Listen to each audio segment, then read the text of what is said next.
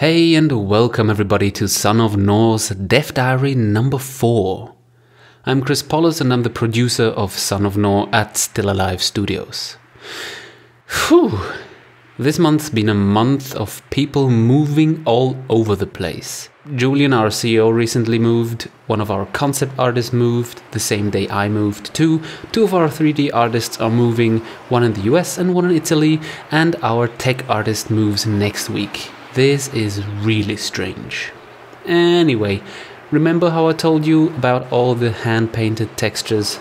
We suffered a backlash on this, as we haven't got enough 3D artists who can really produce this style.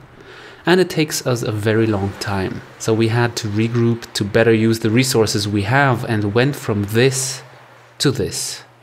It's more based on real-world references and some editing. It still kind of looks similar, but it's no longer hand-painted. This was one change we discussed for a long time and implemented this week.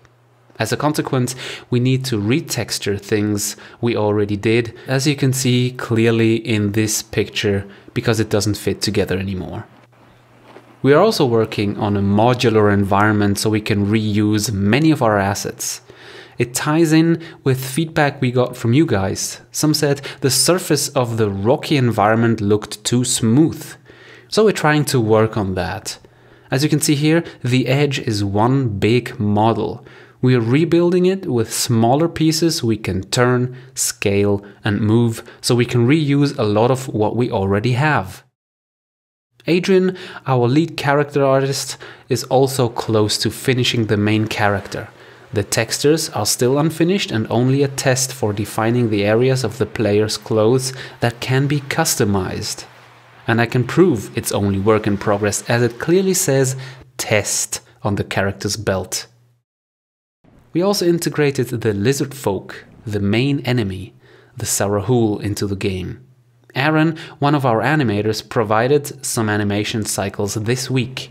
We got a relaxed idle animation. Don't mind the tongue, by the way, we're still figuring out what to do with it. Additionally, we got an idle animation that might occur during a fight. And a run animation. Many more are in the works. Last but not least, we integrated the second type of shield that's going to be in the game. You remember the bluish magic shield? This shield protects you from magical attacks. As you drop power from the sand, drawing a shield onto the sand surface will conjure a sand shield that protects you from physical and magical attacks alike. And it piles up a wall of physical sand too. How handy. Even if it still looks a little bit, well, ugly. We're working on it. Okay, I hope you enjoyed this week's update. Like our Facebook page, follow us on Twitter or subscribe to this YouTube channel to stay up to date. Thanks for watching. See ya.